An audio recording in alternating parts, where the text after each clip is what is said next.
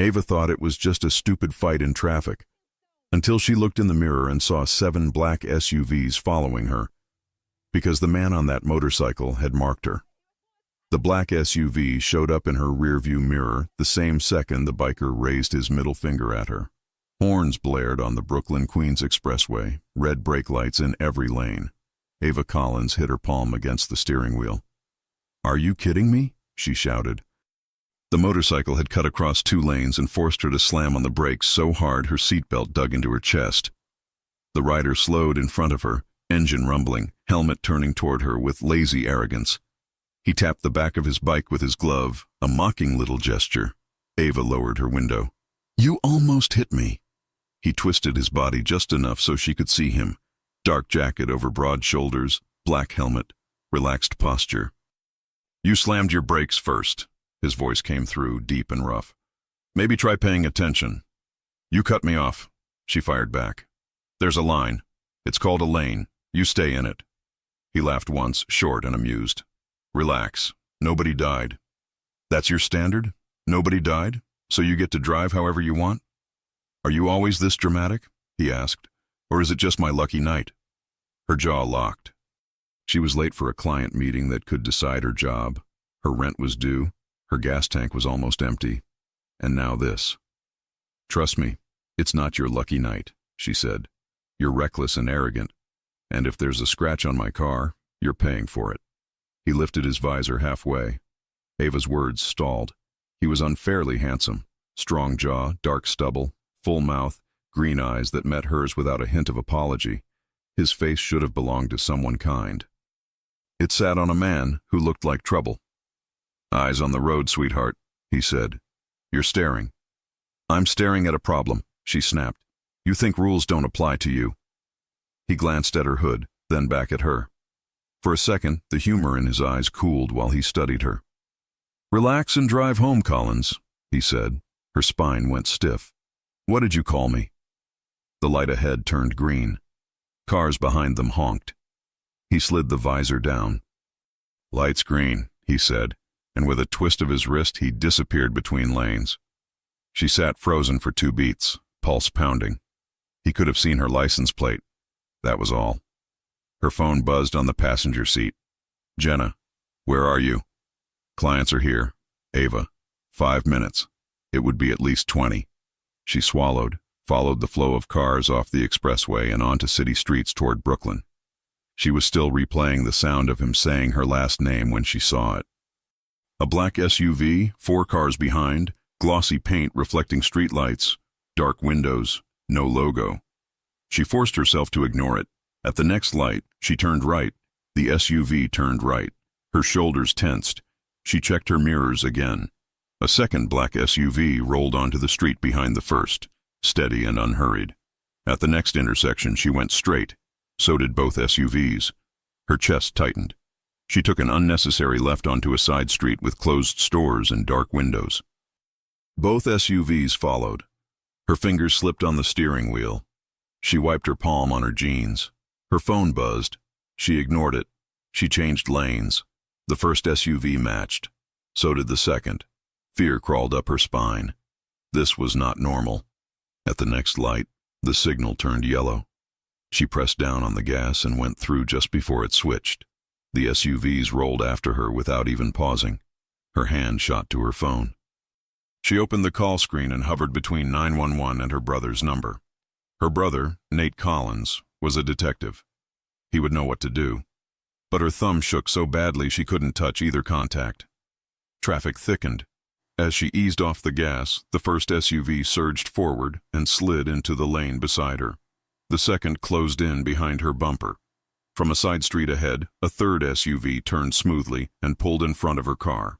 In a blink, she was boxed in.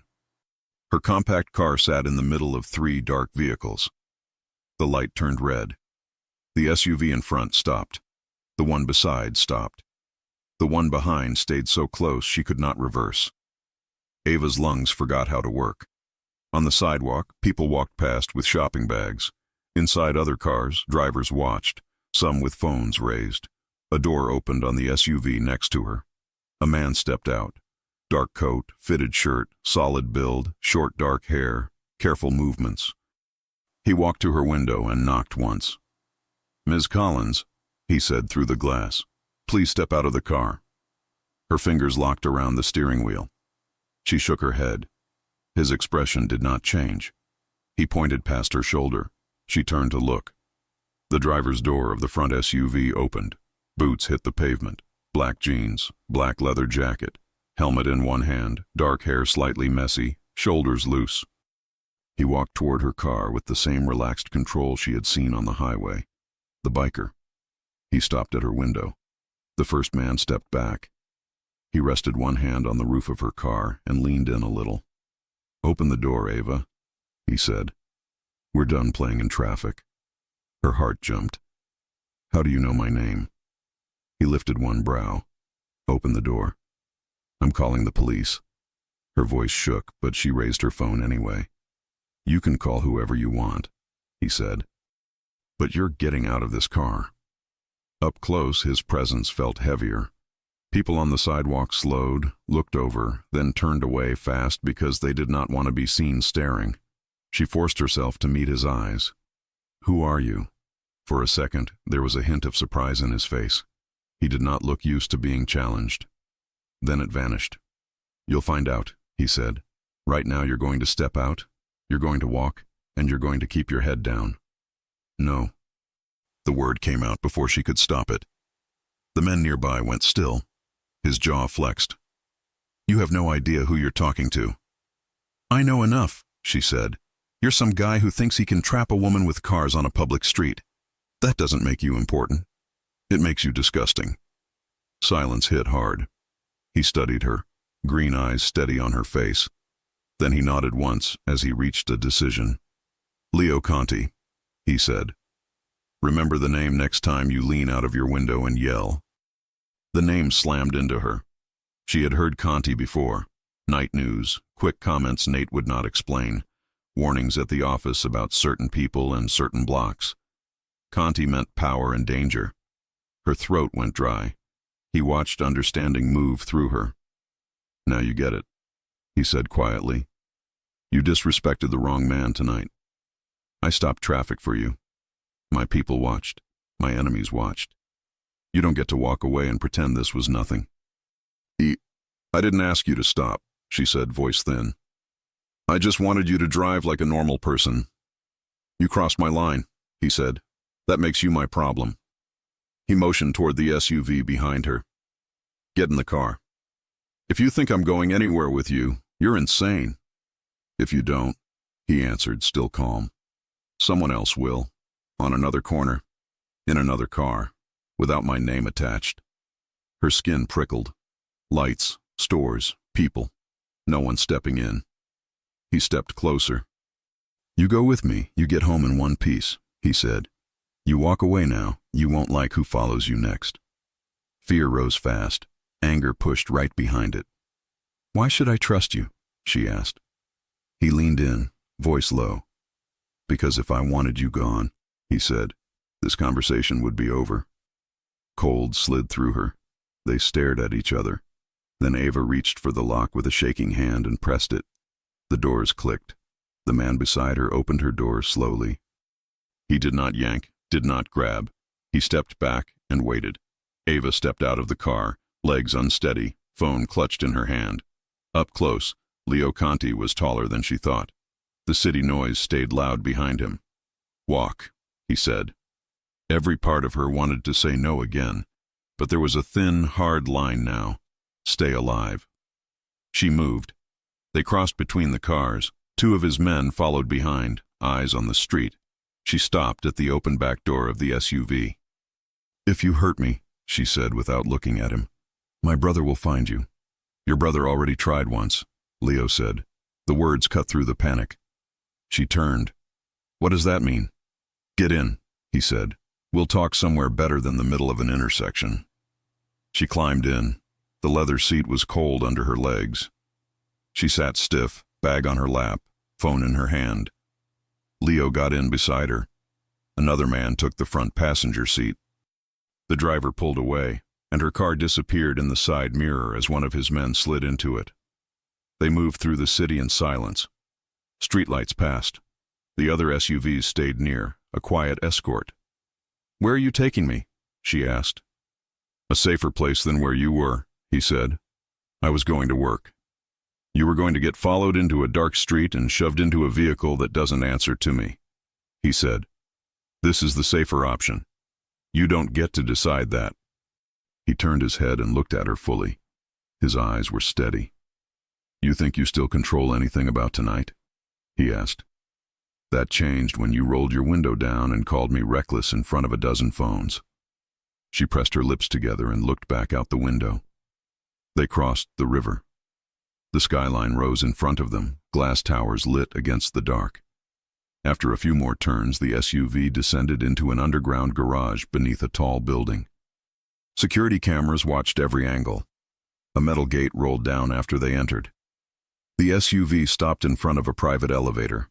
The driver got out and opened their door. Leo stepped out first and looked back at her. She stayed in her seat. "I'm not moving until you tell me what you want from me," she said. "Right now?" he replied. "I want you alive." "That's not enough." "It's all that matters tonight," he said. "Come on." She slid out, legs weak.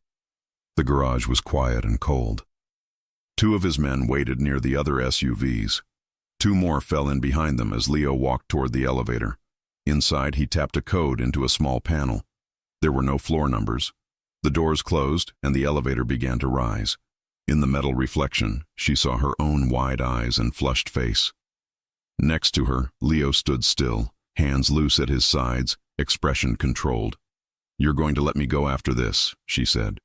"That depends," he said. "On what?" "On whether letting you walk out draws a target on your back," he said. "If it does, you stay. You can't keep me here." The elevator chimed. The doors slid open.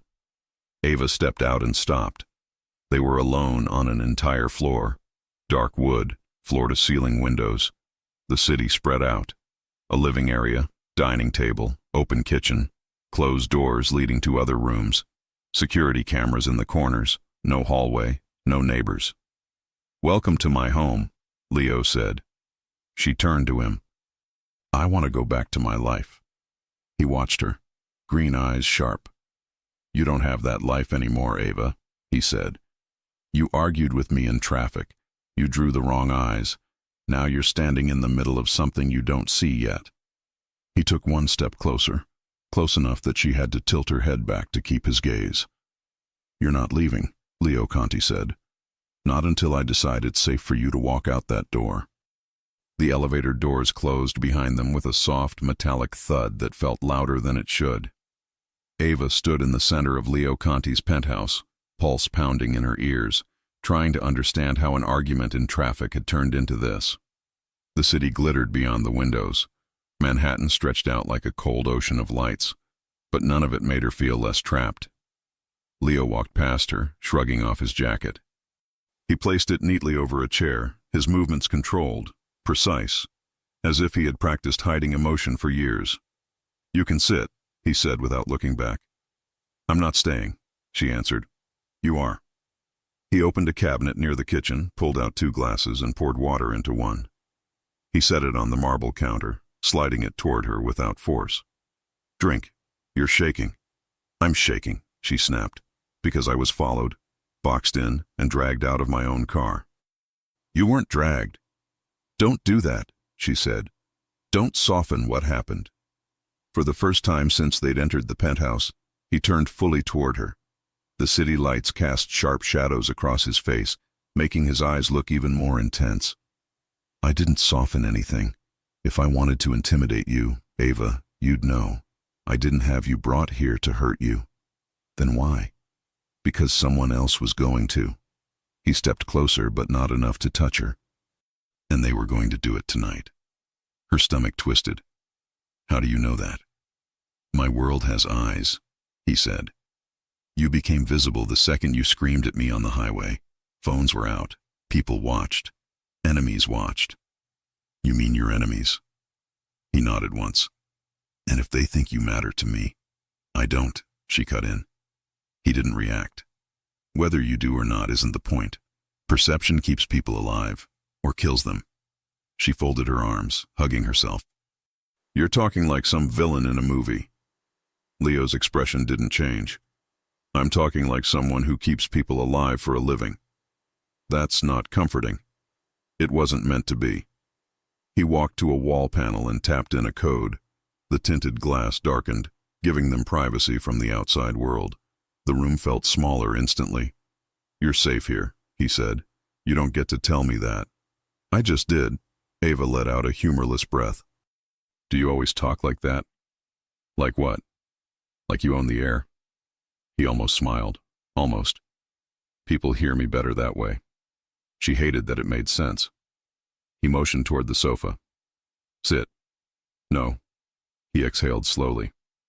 Ava, you've had a long night. And whose fault is that? He walked toward her again. She refused to step back, though every instinct screamed to create distance. He stopped close enough that she could see the faint scruff across his jaw and the small scar near his temple. I didn't ask you to yell at me in traffic, he said quietly. You made that choice. You cut me off. And you said it loud enough for half the city to hear. You provoked me. His gaze flicked down to her mouth for a second. Barely a second. But the movement sent a shiver through her. He stepped back as if he'd noticed it too. As I said, he murmured. A long night. Ava tore her eyes away. I want to call my brother. You will, not tonight. Why not? Because he'll come here with backup, Leo said. He'll make noise, and noise gets you killed. She froze. Is that a threat? No, he said. It's the truth. He walked past her, heading toward one of the closed hallway doors. Come on, I'll show you where you'll sleep. I'm not sleeping here. Yes, you are. He opened one of the doors, revealing a guest room that looked more like a suite in a five-star hotel. Soft lighting, a king-size bed, a private bathroom, a small seating area near a window overlooking the river. Ava clutched her bag tighter. How long do you plan on keeping me? She asked. Until I figure out what they want with you. They? Ava whispered. Someone was tracking you before I found you tonight. His eyes didn't waver. That's not normal, not random, and not my people. Ice slid down her spine. I didn't do anything, she said. I'm a designer, not, I don't know, whatever world you live in. I know what you are, Leo said. And what you're not. Then how could anyone be watching me? That's what I'm going to find out. He reached into a drawer in the nightstand and placed a folded shirt and sweatpants on the bed. You can shower, change, rest. Rest? She repeated. I'm being held hostage, if you want to call it that. What else would you call it? Protected, he answered simply. I didn't ask for your protection. You didn't ask for their attention either, he said. But you have it. She regretted the slight tremble in her voice when she said, I want to go home. He held her gaze for a long moment, something unreadable passing behind his eyes. You will, he said, but not tonight. He turned to walk away. Ava's words came out before she could stop them. Wait. He paused. Looked back. You said earlier. My brother tried once. Tried what? Leo's jaw flexed. Nothing you need to worry about tonight. Tell me. He stepped back into the room, voice lower than before. Years ago, he got too close to one of my operations. My brother is a detective, she said sharply. He does his job. You can't blame... I'm not blaming him, Leo said. I'm telling you he isn't a stranger to my world. That's why calling him tonight is a mistake. Her breath hitched. Are you saying Nate is in danger? I'm saying Nate knows the rules, and he knows you need to stay exactly where you are. He would never agree with this. Leo nodded once. Because he thinks he can control every situation. And you don't? He gave her a look, half challenge, half acknowledgement. I control what's mine. I'm not yours. His voice barely dropped, but it changed everything. Not yet. Her heartbeat stuttered.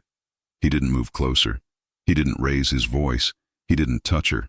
But the air between them thickened anyway, charged with something she didn't want to name. Leo, You need sleep, he cut in. We'll talk in the morning. He stepped out of the room, but before closing the door, he paused.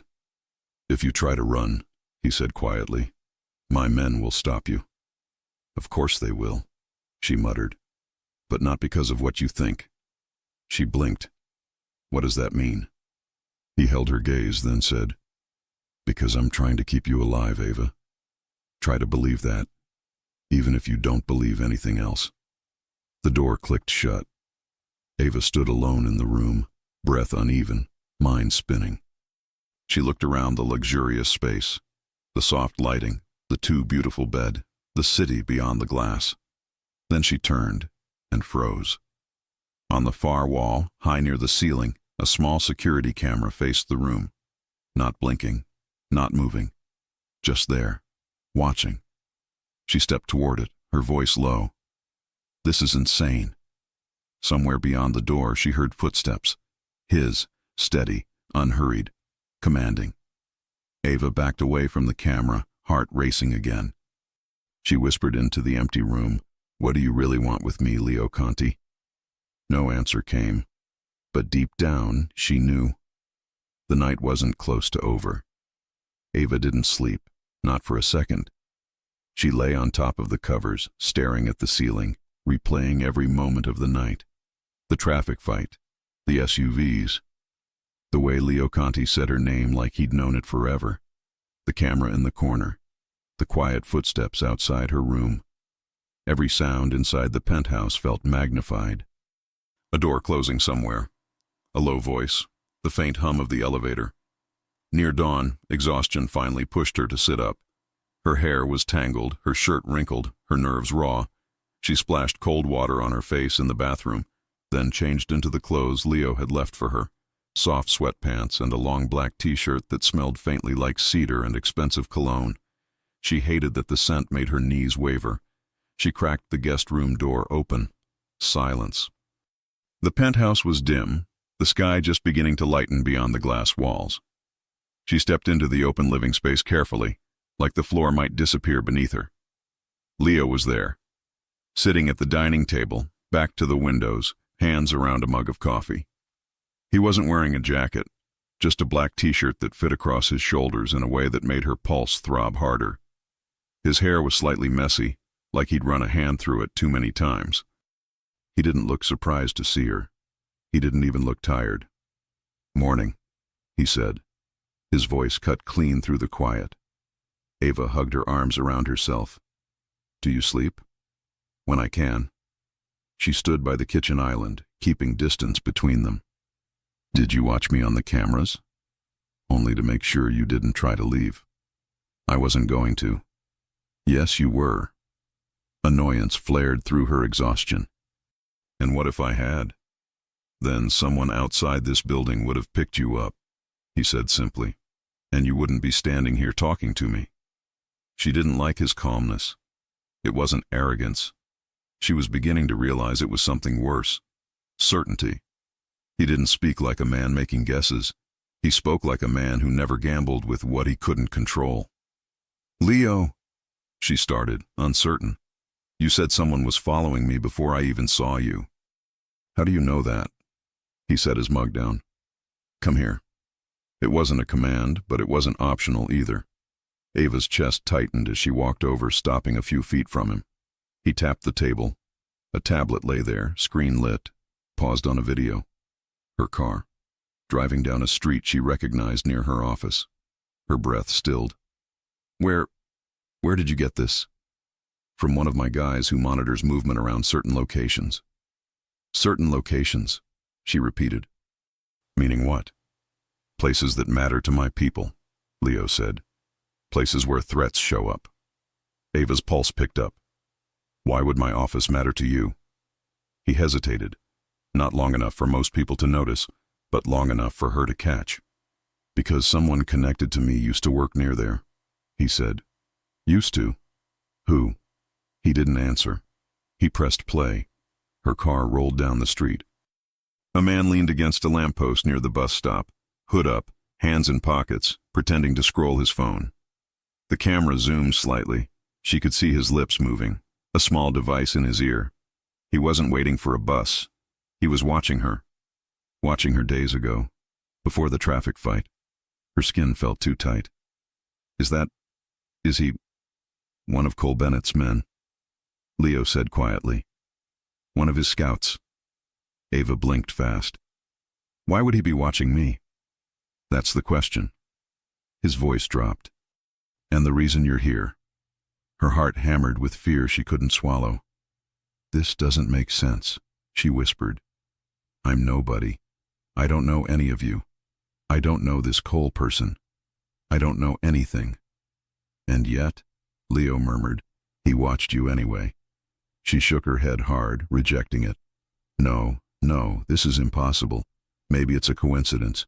Maybe he was watching someone else. Ava. His voice cut through her panic, calm, firm, certain. No one in my world does anything by coincidence. She sucked in a breath, fighting the shake in her chest. So what does he want with me? Leo's jaw clenched, the muscle flicking once. That's what I'm figuring out. She wrapped her arms tighter around herself. You said something last night, about my brother, about him getting too close. What did Nate do? Leo leaned back in his chair, watching her with the kind of tired patience that came from years of dealing with chaos. Years ago, he said, Nate followed one of my shipments. He thought we were involved in something bigger. Someone gave him a tip. Someone? She asked. Who? Doesn't matter. His gaze sharpened. He got close enough that my people noticed. Close enough for what? To get hurt, he said simply, unless someone intervened. Something about the way he said that made her stomach twist. You? She breathed. Leo didn't confirm and didn't deny. He just watched her with those steady green eyes. Nate never told me any of this, she said. He wouldn't. Why not? Because he didn't want you in the middle of it, Leo said. The same reason I don't. But she was already in the middle.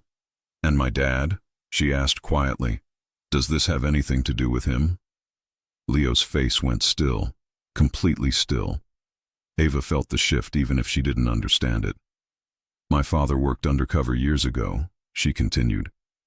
He died after a sting operation went wrong. Nate always blamed something. Someone.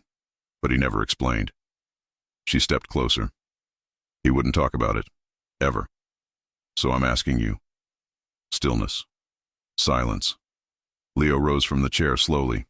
He wasn't intimidating her. He just took up space in a way that made everything else feel smaller. You want the truth? He asked. Yes, she whispered. He stepped toward her, stopping only when she could feel the heat of him. Some of it, he said, is mine to tell. Some of it isn't. That sounds like a yes, she breathed.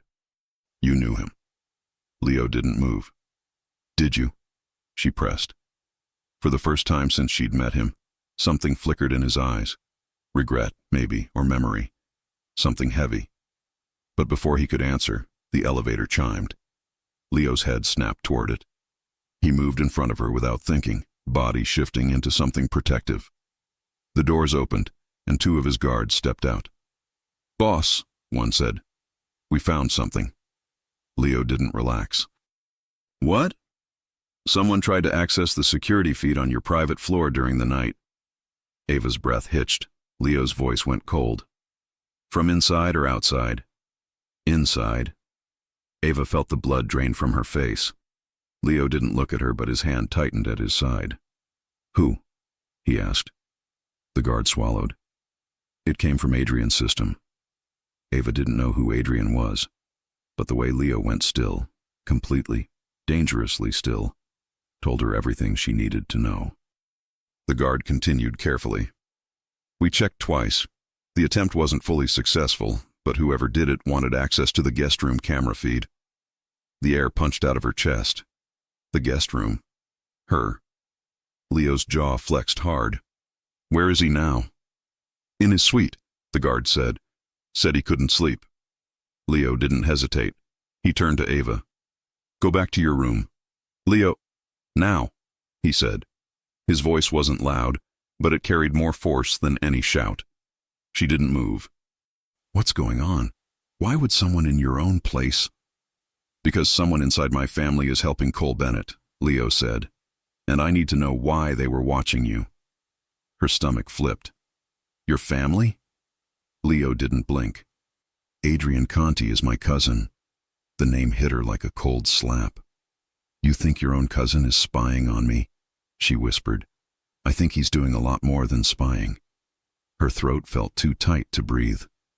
What does he want with me? Leo stepped closer, close enough that she had to look up to see his face. That, he said, voice low and controlled, is what I intend to find out, but I'm not doing it with you standing here. She swallowed hard. I'm scared. He reached out, not touching her, but close enough that she felt the warmth of his hand near her elbow. You should be, he said honestly, but not of me. She held his gaze, breath catching again. Go to your room, Ava, he said. Lock the door. Don't open it for anyone but me. Her voice broke. What if something happens? His eyes hardened with something fierce and final. Nothing will happen to you, he said. Not while I'm breathing. Ava backed away slowly, heart pounding so loud it drowned out everything else. Leo turned toward his cousin's suite, shoulders squared, jaw set. He didn't look back.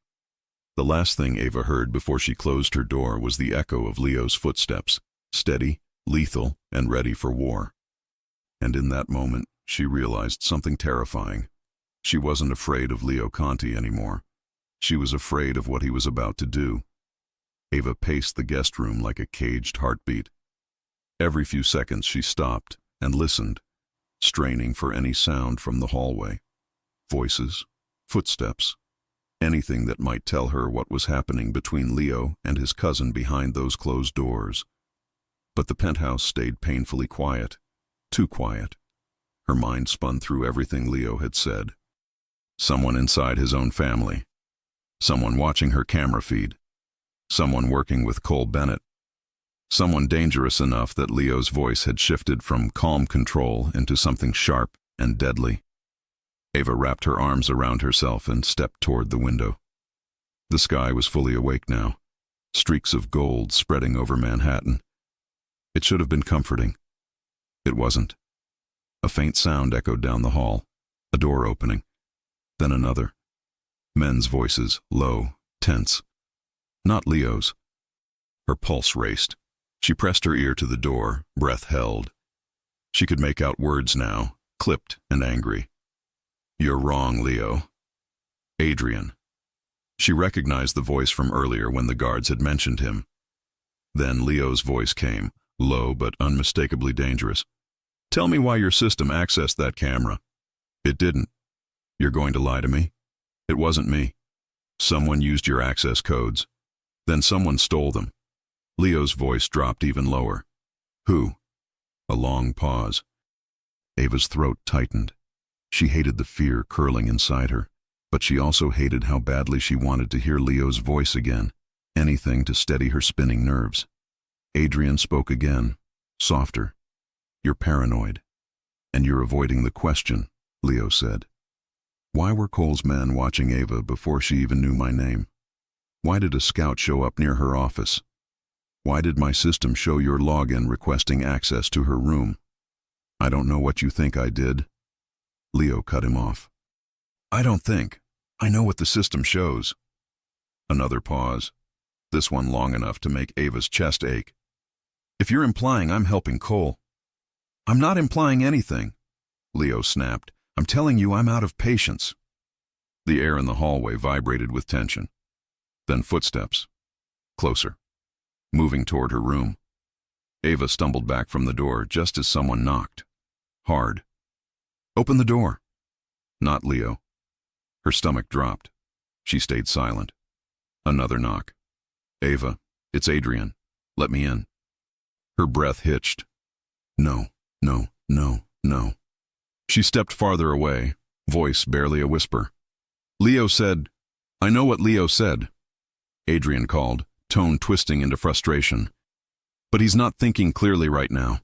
I can explain what's happening. You need to open the door. Her hands trembled. She looked around. There was no weapon, nothing she could use to defend herself. Only a heavy lamp. She grabbed it. "Go away," she shouted, voice cracking more than she wanted. Silence. Then, "Ava." Leo's voice. Relief exploded in her chest so fast she nearly dropped the lamp. "Open the door! It's me!" She rushed forward, cracking the door open an inch, just enough to see him. Leo stood there, broad shoulders filling the hallway, jaw tight, eyes sharper than she'd ever seen them. Adrian hovered behind him, face flushed with anger, or fear. She couldn't tell. "Are you okay?" Leo asked. She nodded, even though she wasn't sure. He knocked. He said, "I know what he said." Leo turned his head slightly toward Adrian. "Leave." Adrian's jaw clenched. "Leo, leave," Leo repeated. "Now." Adrian glared at Ava for a fraction of a second, or maybe she imagined it. Then he walked away, footsteps echoing down the hall until a door slammed. Leo exhaled roughly and placed a hand on the doorframe, not blocking her but steadying himself. "Did he scare you?" She swallowed. "Yes." His jaw flexed. "He won't do it again." He didn't say how he planned to make sure of that. "Come with me," he said. "We need to talk." Ava hesitated. Every instinct screamed don't follow, but something else, something warmer, shakier, undeniably real, pushed her forward. Trust, or something close enough to it that she couldn't name it.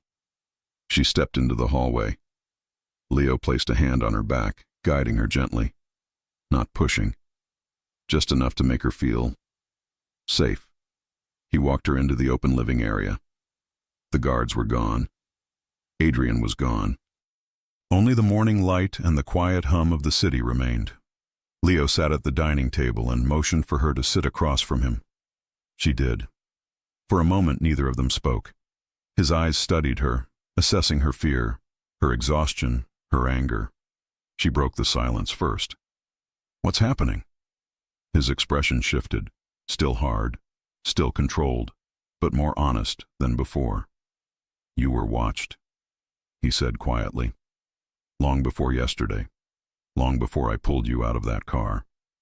"I don't understand why," she said. "I don't either." His tone sharpened. "Which is a problem." Ava bit her lip. "And Adrian?"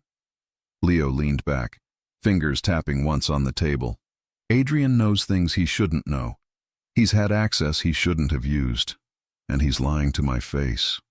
Why would he do that? For money, for power, or because Cole Bennett promised him something I can't?" The thought made her shiver.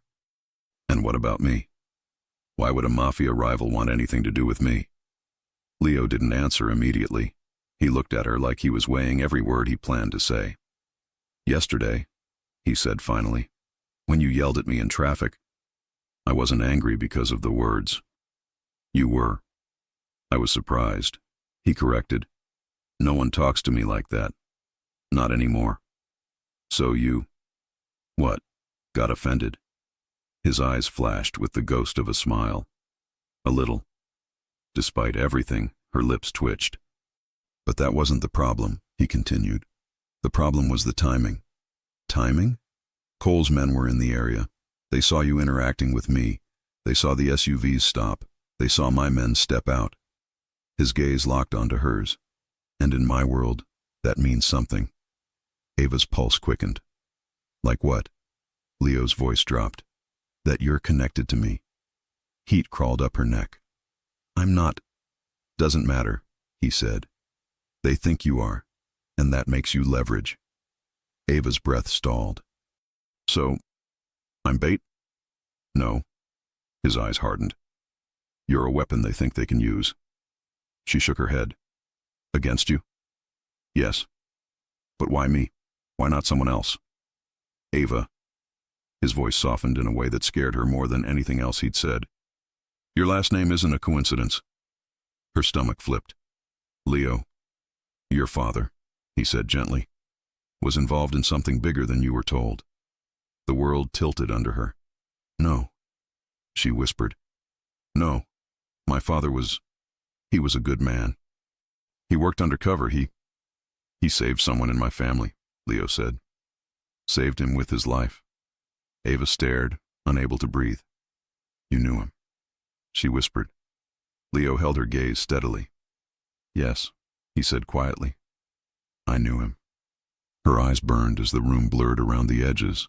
Leo leaned forward, elbows on the table, voice soft but unyielding. I didn't tell you last night because you were scared. You needed time to steady yourself. But your father wasn't just a cop who got caught in the wrong operation. He stepped into a situation meant to kill someone else, someone I loved, and he took the consequences. Ava's hands trembled. She gripped the edge of the chair to keep them still. My father died helping you. Leo looked down for the first time since she'd met him. He died because I couldn't get there fast enough. Pain stabbed through her throat like a blade. You were there? I was on my way. Ava's breath hitched. Why didn't Nate tell me? Because he blames me, Leo said quietly. And he should. Ava dug her nails into her palm. So what does this have to do with Cole? Everything, Leo said. He wants to use your bloodline to get to me, to make me lose control, to make me choose between power and protection. But that's insane, Ava whispered. In my world, Leo said, eyes meeting hers with heavy truth. Insane is strategy. Silence stretched thick between them. Ava finally whispered, so what happens now? Leo's answer came without hesitation. I protect you. I don't want protection. I want answers. You're getting them. And then what? You keep me locked in here forever? No, he said. Not forever. But not today, she said bitterly. No, he said again. Not today. A knock sounded at the far door, sharp and urgent. Leo stood instantly, tension flooding his posture. One of his guards appeared in the doorway. Boss, we have a problem. Leo's expression went glacial. What now? Adrian's gone. Ava's heart slammed against her ribs. Leo stepped forward. Gone where? We don't know, the guard said. He disabled 2 cameras before he left. And he took his car. Leo's jaw flexed once, the muscle twitching like a fuse had been lit. And that's not all, the guard added. A message was left in the garage. What message? The guard swallowed. Your guest, her name, written on the windshield. Ava froze. Leo turned slowly toward her. His eyes were darker than she'd seen them, harder, wilder. Ava, he said, voice razor sharp. You're not safe here anymore. Her breath stopped. Pack what you need, he said. Why? Where are we going? Leo didn't blink. To ground zero, he said. To the one place no one can reach you. And where is that? Leo answered without looking away from her. To war. Ava didn't remember grabbing her bag. She didn't remember following Leo through the penthouse. She barely remembered the elevator doors closing around them as they descended into the private garage. Her mind repeated only one thing. Adrian is gone, and he wrote my name. Her legs moved, but her thoughts dragged behind her like dead weight. Leo walked 1 step ahead, long strides, shoulders tense, every inch of him coiled in silent rage. Not loud, not explosive. Worse, controlled. The kind of control that meant someone was about to learn what it felt like to cross him. The elevator opened into the cavernous underground garage. Several of Leo's men waited there, alert, armed, scanning every corner. One of them stepped aside, revealing a black SUV with something smeared across the windshield. Ava's stomach clenched. Her name, Ava, written in bold red strokes from one end to the other. Paint, or something thicker. Leo stepped closer. The tension in his shoulders tightened in a way that made every man in the room straighten. He didn't touch the windshield. He didn't swear. He didn't shout. He exhaled through his nose, slow, lethal. Cole wants a reaction, he said. Adrian delivered it. Ava swallowed. Was this meant to scare me? No, Leo said calmly. It was meant to scare me. Then he finally turned toward her. His eyes weren't angry at her. They were angry for her. Ava, listen to me carefully, he said. We're moving to a safer location. No one knows it exists except my inner circle. Your inner circle? She whispered.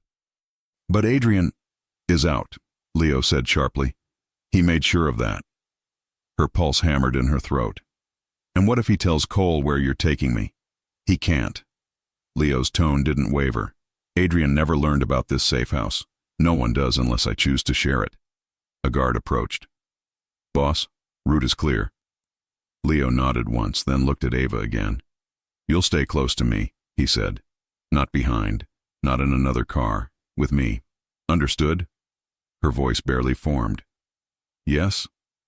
He opened the door for her himself, not like a gentleman, but like a man placing something precious inside a vault. She slid into the passenger seat, still trembling. Leo got in beside her and shut the door. The engine started. The caravan of SUVs moved as one. Ava breathed out slowly, staring straight ahead. This is insane. Leo glanced at her. No, this is organized.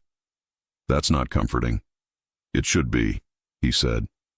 The only chaos here is Adrian's betrayal. She hugged her arms around herself. What did he want? Why would he work with Cole at all? Leo didn't answer immediately. He took a left into a narrower tunnel beneath the building, one Ava hadn't even noticed existed. Adrian's ambition has always been bigger than his loyalty, Leo said at last. And Cole knows how to use ambition like a weapon. So he was working with your enemy to, what, replace you? Leo gave a humorless breath. He wanted more power. Cole wanted a crack in my walls. They used each other. And me? She asked softly. Why me? Leo's hands tightened on the wheel. Because Cole wanted someone personal, someone close enough to hurt me without firing a single shot. Ava looked out the window. But I'm not close to you. A pause. Leo didn't look at her. You became close the second I pulled you out of that car. Her heart thudded. Not from fear. Something warmer. Dangerous in a different way. She faced him. Leo, my father. You never finished telling me. His jaw clenched. I told you enough. No, she said, voice steady now. You told me fragments. You said he saved someone in your family. You said Nate blames you.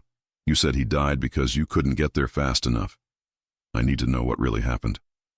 Leo pulled the car into a hidden ramp that sloped upward, leading to an unmarked exit onto a quiet street.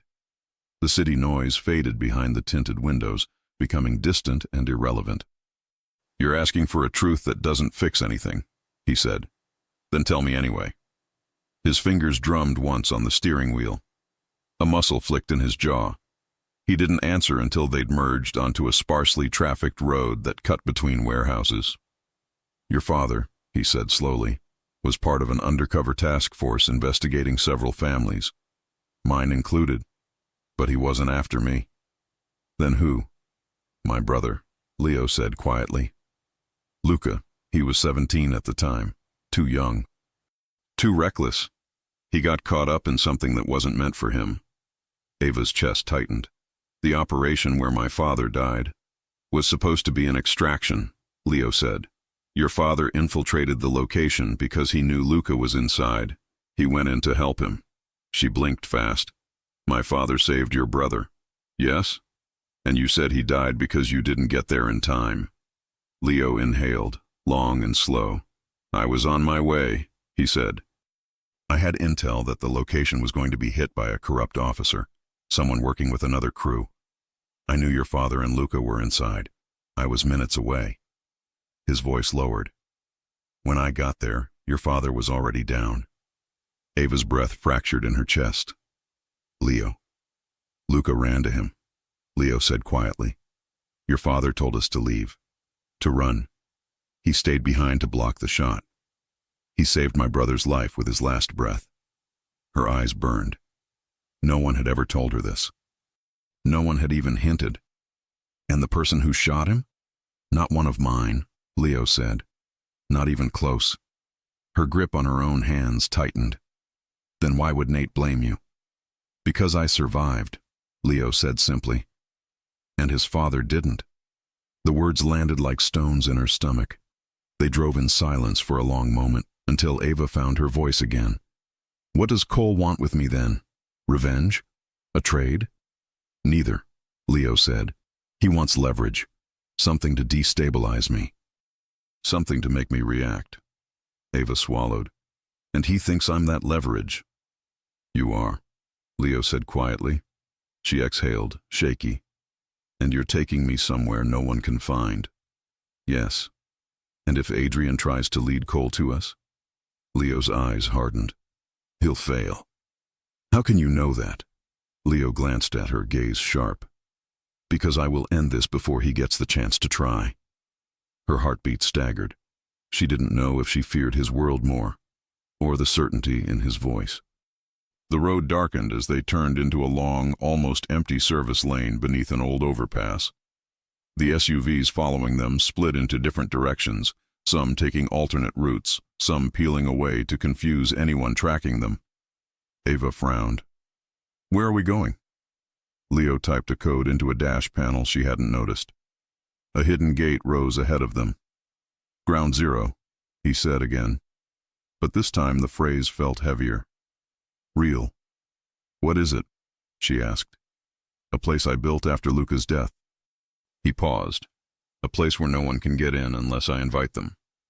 And Adrian? We'll never see it. They entered a dim underground corridor that stretched like a tunnel into darkness.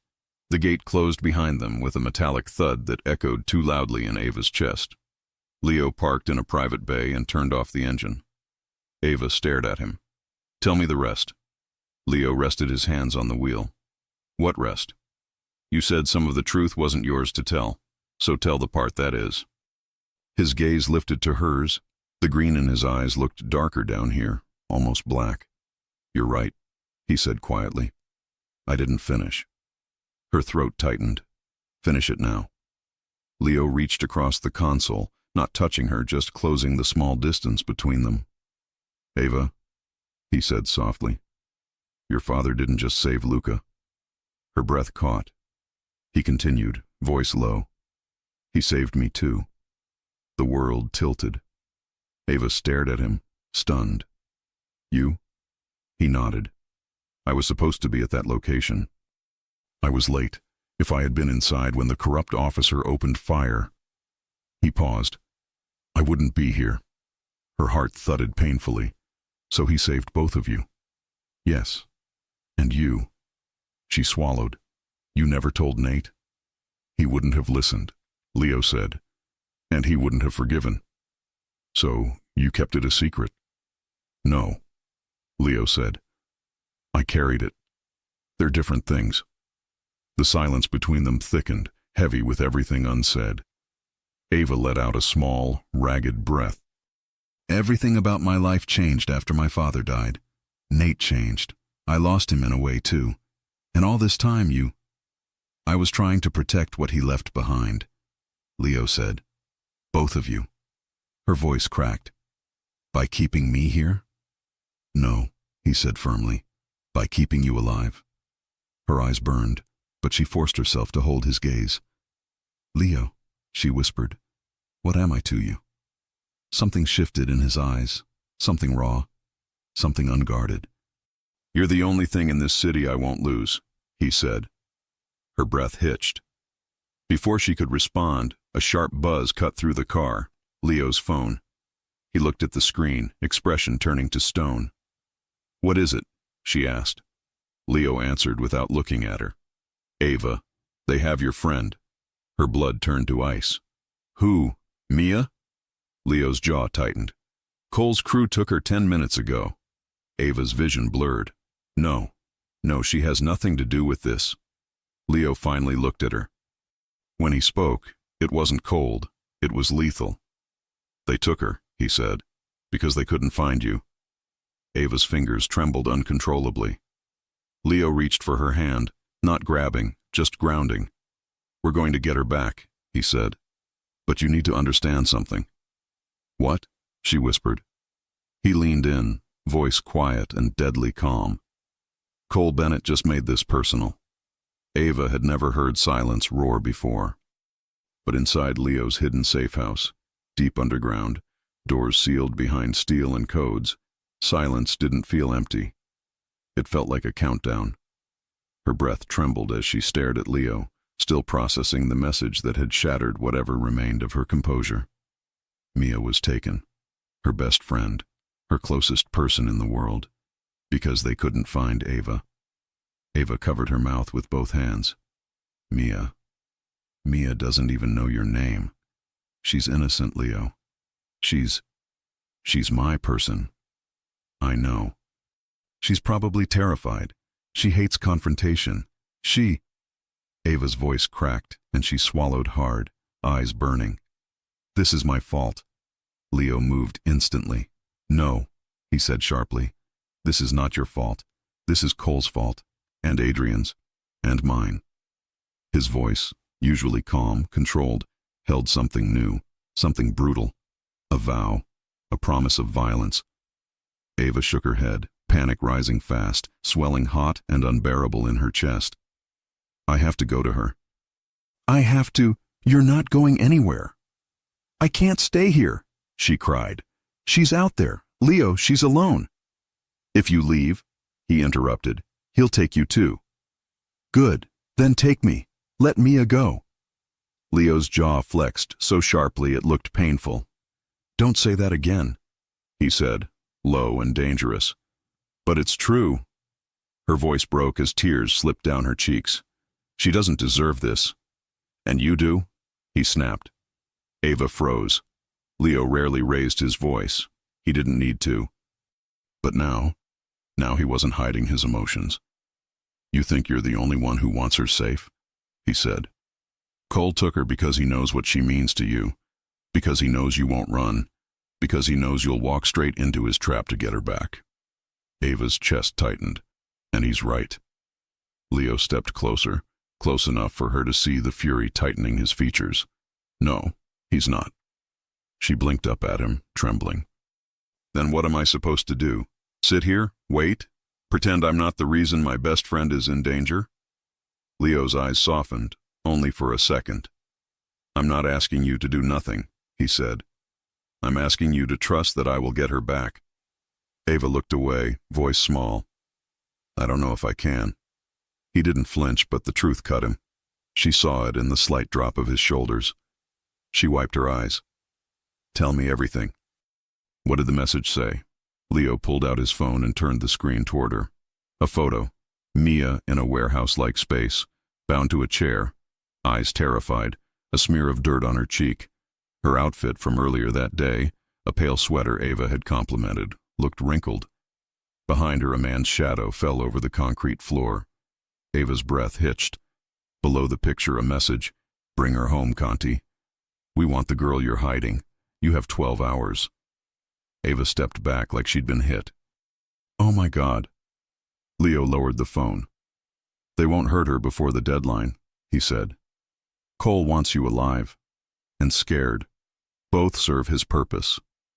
Ava pressed her palms to her eyes. I'm going to be sick. Leo reached out and steadied her elbow, not gripping, just supporting her weight when her knees almost gave out. Sit, he said softly. She sank into the edge of a leather bench, shaking.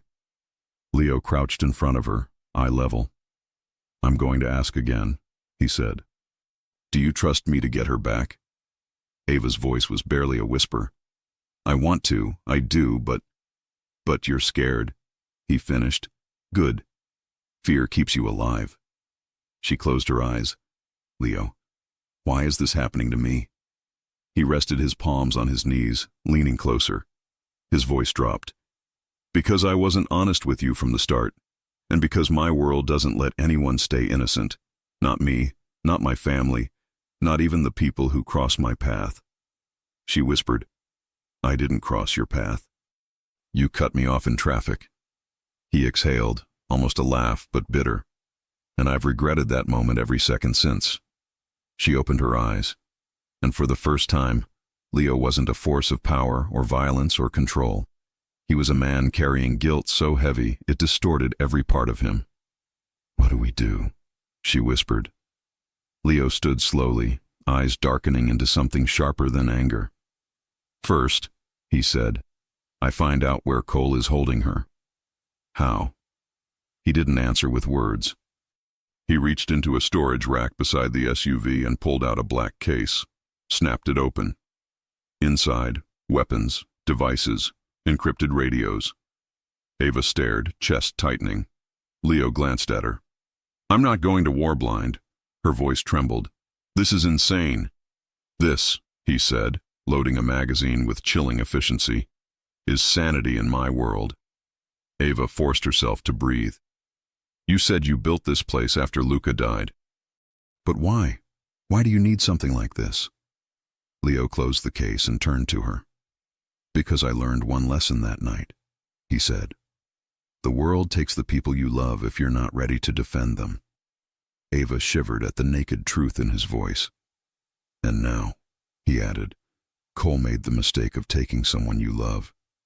Her stomach twisted painfully. Leo, please tell me you're not planning to kill him. Leo's answer was automatic. I plan to end him.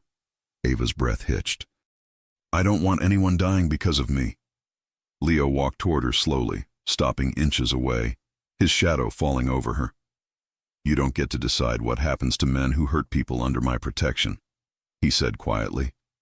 Cole made his choice. She shook her head, tears threatening again. Leo, this isn't who I am. I know, he murmured, and I don't want this to be who you have to be either. He lifted her chin with 2 fingers, gently but firmly guiding her gaze to his.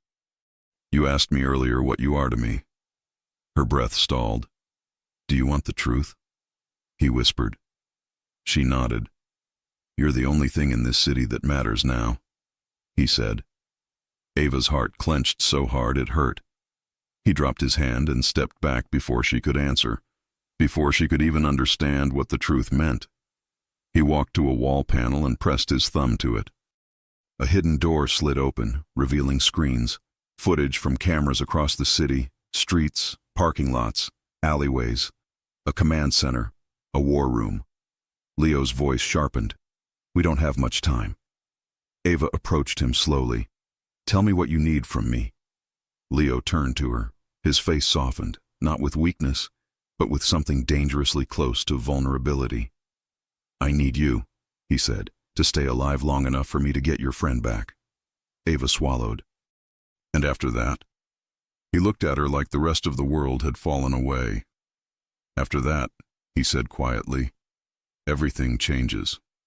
Her pulse fluttered. She stepped closer, eyes locked on his. Leo, what if they hurt her before we get there? They won't, he said. How do you know? He leaned in, voice barely a breath. Because Cole wants me desperate, and nothing makes a man desperate like watching someone he cares about suffer. Ava didn't breathe. And you care about me? She whispered. Leo didn't hesitate. Yes. Her heart nearly stopped. He lifted a hand, cupped her jaw, gentle, steady, grounding. Ava, he murmured, I'm going to get her back. I'm going to end this. And then we're going to talk about what this is. Her pulse pounded in her throat. Leo. He didn't kiss her. He didn't pull away. He just held her there, his thumb brushing her cheek, his eyes locked with hers, until her heartbeat slowed under his touch. Then, the door burst open. Leo's guard rushed inside. Boss, we found Cole's location. Leo's jaw hardened. Where? The guard swallowed. An abandoned shipping yard in Red Hook. Ava's blood froze. Red Hook. Rough. Quiet. Isolated. Leo's expression shifted into something terrifyingly calm. Get the vehicles ready, he ordered. The guard ran. Ava whispered, When do we leave? Leo turned to her. We don't. Her breath caught. What? You're staying here. No. She stepped toward him. Leo, I'm going. She's my best friend. I have to. You're not stepping into a war zone, he cut in sharply. I'm not staying behind. You are. No. Ava, I'm going. Leo grabbed her waist, not hurting, but stopping her, holding her in place right in front of him. Her breath hitched. Ava, he said softly, if you walk into that place, Cole will kill you before he kills me, because he knows he wins that way. She shook her head, tears rising. I can't just sit here and hope you come back. Leo leaned his forehead to hers, voice low. You're not hoping, he said. You're trusting me. Her breath trembled. I don't know how to do that. Yes, you do, he whispered. You started the moment you got into that SUV. A tear slid down her cheek. Leo caught it with his thumb. I'll bring her home, he murmured. Alive. I swear it on my brother's life. Her heart twisted painfully. Leo. He pulled back just enough to look into her eyes. Lock the doors behind me, he said. Don't open them for anyone but me. She nodded shakily. And Ava? Yes? He hesitated, a rare crack in his armor. When I get back, he said, nothing will keep me from telling you what you mean to me. Her chest tightened. What do I mean? Leo's lips parted, but the guard reappeared at the door. Boss, we're ready. Leo stepped back, jaw set, expression slipping into the one the city feared. Stay alive, he told Ava. I need you to stay alive. Then he turned and walked out. The door slammed shut behind him. Ava's breath broke. Somewhere out there, Mia was waiting. Somewhere out there, Leo was about to walk into a trap. And somewhere deep inside her, a truth she wasn't ready to say out loud threatened to rise. She was already in love with him. The moment Leo disappeared behind the steel door, Ava felt something inside her collapse like a floor giving way. The safe house, previously a bunker of control, now felt like a hollow shell, every wall echoing her breath, every shadow stretching too long. She wrapped her arms around her stomach, trying to stop the trembling. Mia was out there somewhere. Leo was walking straight into a trap, and Ava was locked underground, powerless. Her knees buckled, and she slid down the side of the concrete wall until she was sitting on the cold floor. She pulled her legs to her chest and pressed her forehead against her knees, swallowing down rising panic. Please, God, don't let anything happen to them. Her voice cracked into the empty room. No one answered. Not even the hum of the ventilation system felt comforting. She stood, too restless to stay still. She paced back and forth, counting the seconds, then minutes, then the long stretch of an hour. Every sound outside made her jump. The distant vibration of machinery, the settling of metal beams, the faint buzz of security monitors. The safe house wasn't built for comfort, it was built for survival. But Ava had never felt further from surviving anything. She stopped at the mirror. Her reflection looked like a stranger, eyes red, hair messy, face pale. She ran her hands through her hair, trying to gather herself. He's going to be okay, she whispered. He promised. But promises didn't stop bullets. And Leo was the kind of man who would take every bullet in the world if it meant protecting someone he cared about. He was reckless in that way, not with life, but with himself. Her chest ached. What if I never see him again? Then she remembered the way he cupped her face before leaving. The promise in his eyes. The softness he rarely let anyone see. A softness that was only for her. A pressure built behind her ribs. Fear, longing, love. Everything tangled until she couldn't breathe. A sudden beep jolted her out of her spiral. The keypad by the door flashed red. Someone was trying to open it. Her heart slammed into her throat. Once, twice. The third code attempt failed. She backed away from the door, pulse hammering. Leo, she whispered. No answer. She scanned the room, a lamp, a chair. Nothing that could defend her from a man with a gun. Her hands shook violently as she grabbed the lamp anyway, holding it like a weapon she had no idea how to use. The keypad beeped again. Wrong code. Then, a fourth attempt. Green light. Access granted. Ava froze. The lock turned. The metal door slid open. A tall silhouette filled the doorway. Her grip loosened on the lamp. Leo? He stepped into the light. His shirt was stained with blood, some dry, some fresh. His cheekbone was bruised and swollen. His knuckles were scraped raw, and there was a cut along his ribs that looked deep enough to need stitches. But his eyes, those fierce, unmistakable eyes, were locked on her like nothing else existed. Ava dropped the lamp. Leo. Oh my God. Leo. He shut the door behind him and turned the lock, exhaling slowly, like he'd been holding his breath for hours. Are you okay? He asked, voice softer than she'd expected. She launched herself forward before she could think, hands flying to his chest, as if needing physical proof that he was real. I thought I was scared. I didn't know. He caught her face in both hands, pulling her closer. Ava, breathe.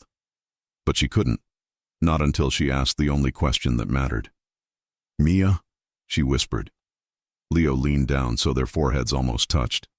She's safe. Her chest cracked open with relief so sharp she gasped. Tears filled her eyes. She clutched his shirt tighter. Safe? Really safe? Is she hurt? She's shaken, but alive. His thumb brushed her cheek. My men are taking her home. A sob escaped her. She pressed a trembling hand to her mouth. Thank God, Leo, thank God. He pulled her into his arms, holding her tight. She melted into the warmth, the strength, the smell of smoke and gunpowder, and the faint trace of the cologne she'd memorized without realizing it. He was solid, hot, alive, and yet... Ava pushed back slightly, eyes scanning his injuries. You're bleeding. Leo, what happened to you? It looks worse than it is. She gave him a look. That's not comforting. A ghost of a smile tugged at his lips. You and your honesty. You were shot at, she said, voice breaking. Or stabbed. Or, Leo, sit down. I'm fine. You're not. He opened his mouth, stubbornness ready to fight. But then something flickered in his eyes, something exhausted and vulnerable, and his shoulders sagged just enough to tell her the truth. He wasn't fine at all. Ava grabbed his hand. Come here. She guided him to the sofa in the corner and pushed him gently until he sat. He didn't resist. He watched her, eyes tracing every frantic movement she made. She knelt in front of him. Tell me exactly what happened, she demanded. Leo didn't answer right away. He brushed a strand of hair behind her ear, fingertips grazing her cheek. Her breath caught. War, he said finally. A short one, but loud. She swallowed. And Adrian? His expression hardened. Adrian made his choice. The finality in his voice sent a chill down her spine, but she didn't push. Not yet. And Cole? She whispered. Leo leaned back slightly. He escaped, but he no longer has an army. His men are scattered. His network is gone. So, it's over. For now. Ava exhaled shakily. Leo, I was terrified you wouldn't come back. His jaw tightened. I told you I would. But I didn't know if you'd keep that promise. He studied her, quiet, intense, unreadable. Then he reached out, cupping her face again, his thumb brushing away a tear. Ava, he whispered, there was never a world where I didn't come back to you. Her heart twisted painfully. You promised me something before you left, she said. Leo went still. You said that when you got back. Nothing would keep you from telling me what I mean to you. His breath stalled. His eyes softened, slowly, deeply, like a wall cracking open. He leaned forward until his forehead touched hers again, both of them breathing the same small space. Ava, he murmured, you are the first thing in my entire life that made me want to be better. Her lips parted. You matter to me in ways I don't know how to say without ruining every line I've drawn for myself. He paused, voice dropping to a rasp. I tried pushing you away. I tried pretending I didn't care, but I can't. Leo. His thumb traced her lower lip, making her breath tremble. You asked what you are to me, he whispered. You're the one thing I'll never let anyone touch. You're the woman I would burn this city for. You're the person I didn't think I'd ever deserve. Her heart pulsed so hard it hurt. Leo, she breathed. I'm not finished. His voice was low, intense, desperate in a way she had never heard from him. You walk into my life and fight me at every turn, he said. You tell me no when others tell me yes. You stand in front of danger like you don't even realize you shouldn't. And somewhere between the moment you yelled at me in traffic and the moment I kissed you in that penthouse, I fell. Ava froze, fell, into her, for her. Leo. He swallowed hard. I love you. Her breath stopped entirely. He said it, the thing she was terrified to want, the thing she felt and didn't dare admit. A tear rolled down her cheek. She leaned in, hands gripping his shoulders. Leo, she whispered, voice shaking. I love you too. Something inside him cracked. His control, his restraint, the armor he spent years building. He pulled her onto his lap in one swift, desperate movement. Their lips met, slow, deep, devastating. Not the kiss of two people crashing together, but of two people finding home. Leo's hands roamed her back, her hair, her waist, pulling her closer like he needed her to breathe. Ava cupped his jaw gently, careful of his injuries, overwhelmed by the heat and tenderness pouring out of him. They kissed until the fear of the night faded, until the world finally felt still. When they pulled apart, Leo rested his forehead against hers again, chest rising and falling with rough breaths. "What happens now?" she whispered. "Now," he said softly, "I keep you safe every day of your life. And if danger comes back?" Leo lifted her hand, kissing her knuckles. "Then danger learns who it's dealing with." Ava smiled through her tears. "And what about us?" she said quietly. He pulled her closer, lips brushing her temple. "We're not going anywhere," he whispered. "You're mine, Ava Collins, and I'm yours." Her heart fluttered. She curled against him, letting his arms wrap around her. Warm, strong, protective. For the first time in her life, danger didn't terrify her, because she wasn't facing it alone. She was facing it with Leo Conti, and nothing in the world felt safer than that. She stayed in his arms for a long time. Time didn't feel real down there. No windows, no clocks. Only his heartbeat under her ear and the slow rise and fall of his chest. At some point, her breathing matched his without her noticing. "I should check on Mia," Ava murmured at last, voice small against his shirt. "You will," Leo said. "They're almost there." "How do you know?" He nodded toward the wall of screens. "Because I don't like guessing." Reluctantly, she pulled back from his embrace. Leo stood with her, one hand still on her waist as if he wasn't ready to let go completely. They walked together toward the monitors. One of the feeds showed the front of Mia's apartment building in Queens. A dark SUV slowed to the curb. Two of Leo's men got out. A moment later, a small figure rushed into frame. Mia. Ava pressed her fingers to her lips, eyes filling again. Mia sprinted toward the door, turning once to say something to the men. One of them pointed to the camera as if reminding her someone was watching. She looked up, straight at the lens. "Ava," she whispered before she could stop herself, like Mia might somehow hear it. Her best friend's eyes were still red and frightened, but she was walking on her own. No bruises she could see, no restraints, just shock and confusion and a kind of shaky gratitude as she stepped into the building. "She's okay," Ava breathed. Leo's hand found the small of her back. "Told you." A few seconds later, Ava's phone buzzed in her pocket.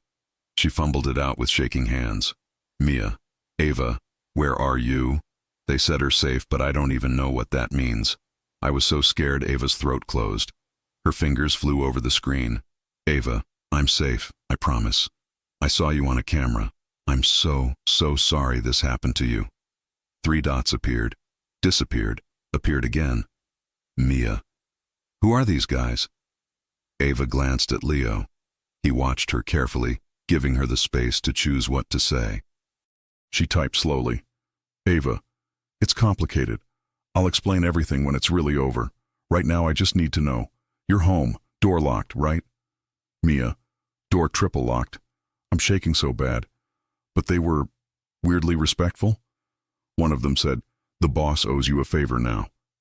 "Do I even want to know what that means?" Ava swallowed and answered. "Ava, it means you're safe, and you're never walking home alone again, okay?" A small laugh emoji came through, followed by a crying one. "Mia. Okay. I love you, Ava. Love you too. Sleep if you can text me when you wake up." When the chat went quiet, Ava lowered the phone and let out a breath she felt like she'd been holding since the first picture of Mia came through. Leo studied her profile. "You did good," he said. "I didn't do anything," she replied, voice rough. "You did." "I did what I was supposed to do." She turned to him. "Most people don't risk their lives for someone they barely know." His jaw flexed like he was trying not to say something, then gave up on resisting. I don't barely know you anymore, he said. That ended the night you called me reckless and looked me in the eye like you weren't afraid to die on that road. I wasn't trying to die, she said. I know. His mouth twitched. That's what terrified me. A small knock of reality tapped at the back of her mind. Nate, she said quietly. Leo's eyes cooled a little. Your brother. He's going to find out, Ava said. About Mia, about you, about all of this. He won't let it go. I know. And he hates you. I know that too. He thinks you're responsible for Dad. Leo didn't look away. He's not wrong to wish it had gone differently. She swallowed. What happens when he realizes I chose to stay? With you. Leo stepped closer, closing the distance until her back almost brushed the edge of the console. Then we deal with it, he said. Together. He might come after you. He already did once, Leo said. He didn't stop me then. He won't stop me now. She searched his face. I don't want you to hurt him. I won't, he said simply. You can't promise that. Yes, I can. His voice softened, but the steel in it stayed. I don't hurt the people you love. Something about the way he said that made her chest constrict. You're not afraid of him? She asked. Leo almost smiled. I'm not afraid of men who follow rules. I'm afraid of the ones who don't think they have to. And which one are you? She asked, holding his gaze. His eyes warmed in a way that made her knees feel weak. I used to be neither, he said. Now? Now what? Now I'm the man who rewrites his own rules because a woman who should hate him told him she loves him. Her cheeks heated. You make it sound bigger than it is. I haven't even started, he said quietly. A quiet alarm flashed on one of the screens. One of Leo's men appeared on a video feed outside the safe house door, waiting. Leo glanced over his shoulder, then back at her. They're bringing in a medic, he said. He'll patch me up in the other room. You didn't tell me that, Ava said, frowning. I didn't plan to, he admitted. I was hoping you'd be too distracted by my charm to notice the cut on my side. She rolled her eyes, but the smile on her face was real this time. Sit, I'll walk you over. He let her guide him, one arm over her shoulders when the movement pulled too hard on his injuries. He didn't complain. He only winced once when she wasn't looking. In the doorway, he stopped. Ava. She looked up.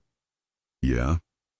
I meant what I said, he told her, about everything changing. Her pulse picked up. What does everything look like to you? He studied her like he was memorizing the answer she hadn't given yet. You staying somewhere that isn't a target, he said. You working where no one can use your name as leverage. Me cutting ties with anyone who still thinks they can touch what's mine. That sounds like you starting a war with half your life. Maybe I am, he said. Maybe it's time. She hesitated. And if I ask you for something normal? Dinners that don't involve cameras. Nights without guards at the door. Mornings where the only alarm is my phone. He didn't even blink. Then I figure out how to give you that, he said. No matter what it costs me. She stared at him, heart aching in a completely new way. You're serious, she whispered.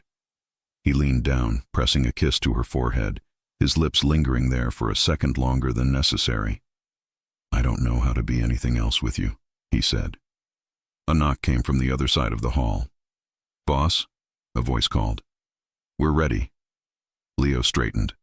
I'll be back in a few minutes, he told her. Take longer, she said. Let them actually fix you. He smirked faintly. Yes, ma'am. She watched him walk away, surrounded by men who would follow him into fire without hesitation. For the first time, she understood why. Not because he was feared. Because when Leo Conti cared about someone, he meant it in full. Ava stepped back into the main room and looked at the dead screens, the locked door, the quiet air. Her phone lit up again. Mia, when this is over, you're telling me everything. Ava smiled. Ava. Deal, but you're not going to believe who I fell for. 3 dots appeared. Mia. Is he at least hot? Ava's gaze drifted toward the hall where Leo had disappeared. She typed back. Ava. You have no idea. She hit send, then slipped the phone into her pocket and exhaled. Danger wasn't gone. Nate would come. Cole might still be out there somewhere, licking his wounds. But for the first time since this started, the future didn't feel like a dark tunnel. It felt like a road. Messy, complicated, dangerous, but a road she wasn't walking alone. And whether the world liked it or not, Ava Collins had already made her choice. She chose Leo Conti, and she wasn't planning to let go.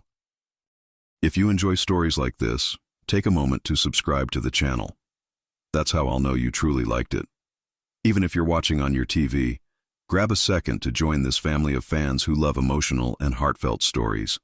Your support means everything, and it helps us bring you even more tales like this one.